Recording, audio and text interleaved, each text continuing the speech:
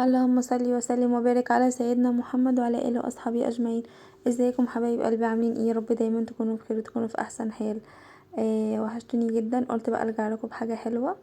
عملت بوريك بالجبنه حلو جدا. عجينه هشه جدا وخفيفه وطعمه خطير بجد. لازم طبعا كلكم تجربوه. يعني مش قادره اقول لكم على حلاوته، ولادكم يحبوه قد ايه. والبوريك ده طبعا حلو وجميل وكلنا بنحبه. وبنشتريه من الفرن بس بيبقى غالي. فمكوناته سهله جدا ومش محتاجه مش اي تكاليف خالص، مفيش. دي موجود وكل حاجه موجوده. هعمله لكم بطريقه سهله جدا. يلا تعالوا نسمي الله ونشوف الطريقه. اول حاجه معايا هنا نص كيلو دقيق. 4 كوبايات. النص كيلو دقيق بيبقى بيعمل 4 كوبايات، تمام. ومعايا هنا كوبايه ميه دافيه، وهنا ربع كوبايه زيت وبياض بيضه. فصلت البياض عن الصفار. الصفار هندهن بيه الوش، والبياض هنحطه في العجينه، تمام. وهنا معايا معلقه كبيره خميره ومعلقتين كبار سكر ومعلقه صلصه كبيره.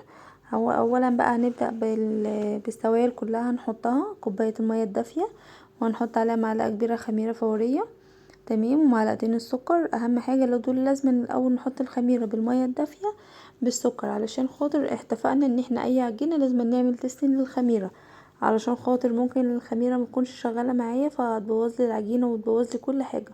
يعني خساره ان الواحد يكلف ويعمل حاجه وفي الاخر تطلع من الخميره تبوظ لي الدنيا، تمام. هنحط بقى، سبتها بقى شويه بتاع 5 دقايق كده، لقيتها ابتدت تعمل فقاعات، فعرفت خلاص ان الخميره بتاعتي تمام شغاله، ماشي. وهنحط عليه ربع كوبايه زيت وبياض البيضه. اهم حاجه يكون زيت نضيف. وبياض البيضه ومعلقه صلصه كبيره، تمام. لو لسه اول مره بقى بتشوفيني متنسيش تعملي لي لايك حلو زي كده، تعملوا اشتراك في القناه وتفعلوا زر الجرس عشان يوصلكوا كل جديد، تمام كده. هنا بقى انا قلبت السوائل كلها مع بعضيها، وبعد كده هننزل بالدقيق، تمام. اهم حاجه الصلصه يا جماعه لازم نحطها مع السوائل. ليه؟ علشان خاطر مش هينفع نحطها مع الدقيق على طول، هتكتل في الدقيق ومش هتديني كلها لون واحد. هي بس الصلصه ما تقلقوش خالص، ما بتديش اي طعم نهائي. هي بس بتدي لون للبوريك، بتخليه محمر شويه كده، تمام. البوريك ده حلو جدا وكلنا بنحبه، بس بيبقى غالي طبعا في الافران. فانت اعملي في البيت بطريقه، بصي مقاديره سهله جدا، مش محتاجه اي تكاليف، مش من كل حاجه موجوده عندنا في البيت. حاجه بسيطه يعني، من نص كيلو دقيق. اي حاجه اللي موجوده عندك اعملي بيه لولادك، اي حاجه زي كده بتبقى حلوه. ياخدوا معاهم في اللانش بوكس، يفطروا بيه الصبح مع كوبايه لبن. ممكن بالليل في وسط النهار بالليل ياخدوا واحده كده. الحاجات دي بتبقى حلوه جدا بصراحه يعني. بس حطينا بقى دي وحطينا عليه رشة ملح. اهم حاجة الملح طبعا في اي عجين.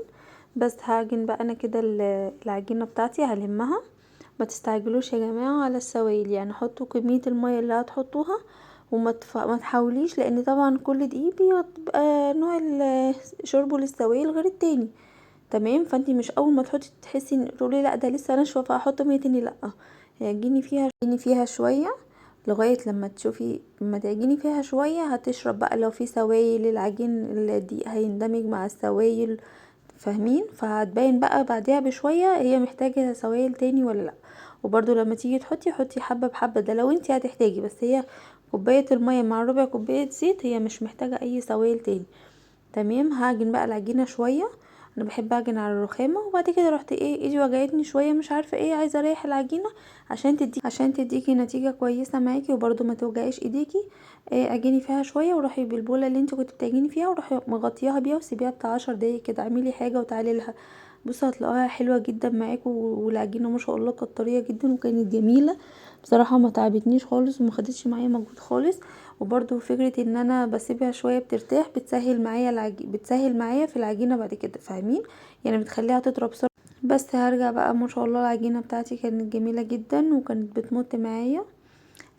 ما تمط العجينة معاكم كده تعرفوا ان كده العجينة ما شاء الله ناجحة وحلوة. اهم حاجة ان انتوا تعجنوها كويس، وبرده فكرة ان انتوا تسيبوها شوية وترجعوا لها تاني دي بتسهل معاكم. جربوها بس الطريقة دي هتعجبكم جدا. هجيب بقى معايا البولة، هنريح بقى طبعا نخمر عجينة. حطيت رشة دقيق واحط برضو رشه من فوق وبغطيها. خدت معايا بتاع نص ساعه في الحر اللي احنا فيه ده، في المكان ده في كده، وخدت معايا نص ساعه. بس هنا بقى معايا ده للتزيين وللحشو. معايا هنا صفار البيضه. احنا طبعا فصلنا البيضه، حطينا البياض في العجين وخدنا الصفار هندهن بالوش. حطينا رشه فانيليا عشان طبعا الزفاره، وايه وهنحطه على جنب. تمام. عندك معلقه لبن، حطي عليها معلقه او معلقتين لبن، مفيش مشكله. انا ما كانش متوفر عندي، ما حبيتش اطلع واغلي وكده، فحطيت شويه ميه صغيرين خالص ان هو بس ايه الصفار يتضرب كويس. بس هنا بقى معايا الحشو، وانا عملت جبنه بالنعناع، جبنه ملح خفيف، جبنه فيتا، اي جبنه انت تحبيها حطي عليها شويه نعناع هتبقى حلوه جدا. يعني عايزه اقول لكم البوريك بالجبنه بالنعناع يا جماعه خطير، جربوه بجد، مش هتبطلوا تعملوه من حلاوته. اللي بالجبنه اللي بالنعناع احلى بكتير من الجبنه الحادقه. عايزه تحطي جبنه حادقه جبنه براميلي، جبنه اسطنبولي، الجبنه اللي هي بتبقى حادقه دي مش تمام، ماشي مفيش مشكله، دي برضو بنحطها. بس انا ما كانش متوفر عندي منها، كان عندي الفيتا دي، وبصراحه انا بحب اي حاجه بالنعناع وولادي برضو بيحبوها، فعملتها لهم بالنعناع. بس هنا بقى معايا حبه البركه برضو ايه للتزيين. بس هنا بقى معايا ما شاء الله العجينه كانت حلوه جدا. خلاص كانت خمرت وطلعتها بقى من البوله. هرش رشه دقيق وهطلع بقى العجين بتاعي علشان خاطر ايه اقطعه. عايزه اقول لكم ان العجينه بصوا ما شاء الله كانت حلوه جدا، ويعني انا بصراحه اول مره اعمل عجينه واحس ان هي ما تعبتنيش كده. ما شاء الله عملت معايا على طول وما خدتش وقت معايا خالص. برضو فكره ان انا بريح العجين شويه دي بتسهل عليا وبتريح ايدي برضو. لما العجينه بترتاح معاكي وتيجي تكملي عجنها بتلاقيها طريت معاكي كده وتتعجن معاكي اسرع. تمام. بس هنا بقى انا كنت بقطعها كور صغيره، اهم حاجه كلها تكون كور قد بعضها. ماشي. هكور انا بقى الباقي كله كده. عايزه تكوري كله كده وتفرديها واحده بواحده تمام ماشي، بس اهم حاجه ان انتي تعملي الكور كلها قد بعضها. مش هتقدري تطلعي كله قد بعضه، اقسمي العجينه نصين وافردي وكوري اول كوره، افرديها بالمردانه على الرخامه، وهاتي معاكي كوبايه وبق الكوبايه كده وقطعي. تمام. هتبقى صغيره كده معاكي، دي برضو كلها هتبقى شكل واحد، وقفليها زي السمبوسك برضو، دي هتبقى الطريقه حلوه. عايزه تعملي بالطريقه دي تمام، عايزه تعملي بالطريقه اللي انا قلتلكوا عليها دي برضو مفيش مشكله، الطريقتين هيبقوا كويسين معاكم. ده لو يعني انت مش هتقدري تطلعي كل الكميه قد بعضها. هنا انا بقى بدات، كانت خمرت معايا طبعا، مش حاسين ان في واحده كبيره واحده صغيره، لا هي كلها والله متقطعه زي بعضها. بس دي طبعا عشان كانت معموله في الاول فالعجينه ما شاء الله خمرت ايه وارتاحت معايا. بس هجيبها بقى كده وافردها بقى بايدي كده على طول، مش محتاجه العجينه طريه جدا وجميله، مش محتاجه مردانه ولا محتاجه اي حاجه. بصوا بقى هقفل على جوه كده، القفله على جوه دي بتورق لي الوحده البوريك من جوه، بتخليها زي بتبقى عامله زي رغيف الفينو كده من جوه، بيبقى طبقات ملفوفه حوالين بعضها عارفين، بتبقى حلوه جدا. هي دي اللي بتدينا اللفه من جوه اللي بتبقى زي في الرغيف الفينو كده. ساعات بنجيب فينو ونيجي نفتحه نلاقيه من جوه مدور مدور كده، هي دي برضو الحركه دي هي اللي بتعمل التوريقه من جوه. بس هنا بقى انا كنت معايا هنا الصاج ودهنته دهنة زيت، اهم حاجة تدهنيه دهنة زيت علشان خاطر البوريك لما تيجي تطلعيه من الفرن ويستوي ما يلزقش في الصاج. بس كان معايا بقى واحدة تاني، حبيت برضو اوريكم الشكل اللي بعمله ازاي. هوريكم الشكلين، انا قفلت بصوا بالطريقة دي وهقفل برضو بطريقة تاني هعرفها لكم.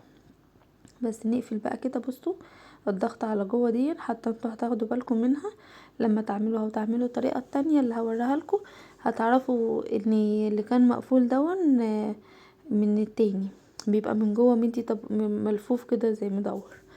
بس اهم حاجه تقفليها من تحت كويس علشان خاطر ما تفتحش معاكي في الفرن.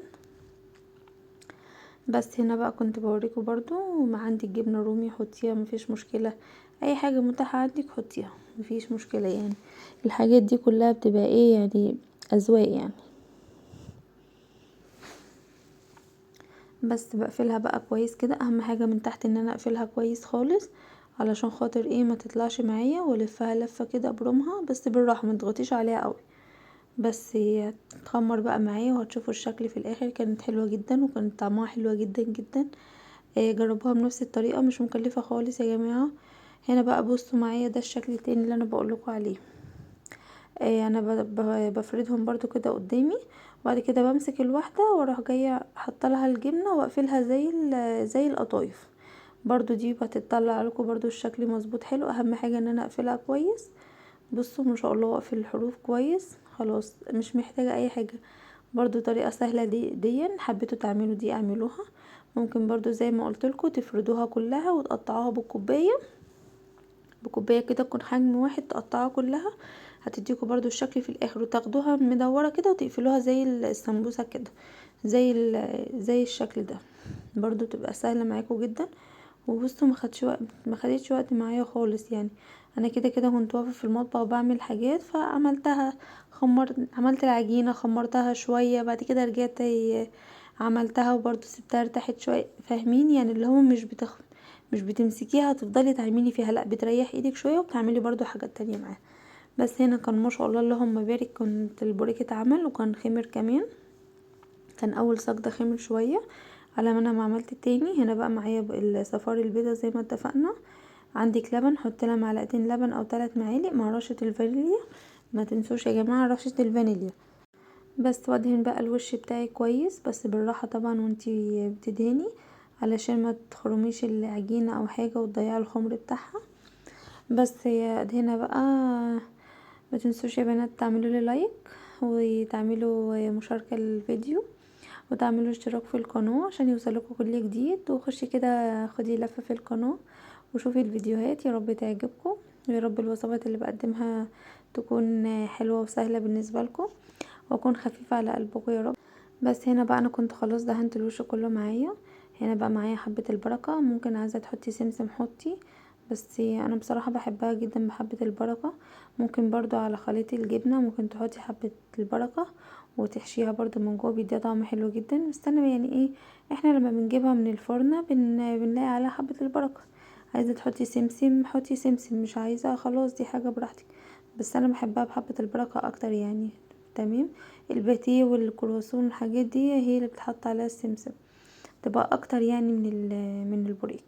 بس هنا انا كنت خلاص عملت اول واحده معايا ودخلتها الفرن، خدت معايا لدرجه حراره 180، حطيتها في الرف اللي تحت الاول وبعد كده استوت من تحت ورحت مولعه عليها الشوايه، خدت لون. بس طبعا انا عيني عليها مش سايباها لان هي ما قعدتش كتير في الفرن، ممكن يعني قعدت لها بتاع ربع ساعه ولا حاجه، فاهمين، عشان ما تتهريش معاكي وتاخد وش على طول. بس هنا بقى كان خلاص اللهم بارك، ده برضو الصاج التاني عملنا برضو بنص كيلو، دي كمية حلوة ودي كانت ما شاء الله. كنت طلعتها من الفرن، اول ما تطلعيها من الفرن غطيها على طول، ليه؟ علشان وشها ما ينشفش معاكي وتنشف معاكي، لانها بتحتفظ بالسخونية بتاعتها فبتطريها وتفضل طرية معاكي.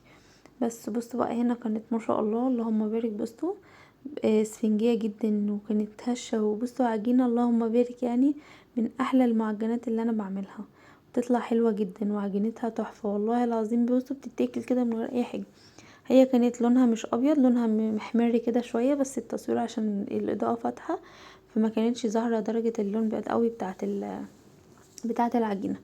بس بصوا بقى ما شاء الله كانت خفيفة جدا وهشة وحاجة يعني بصراحة تفتح النفس.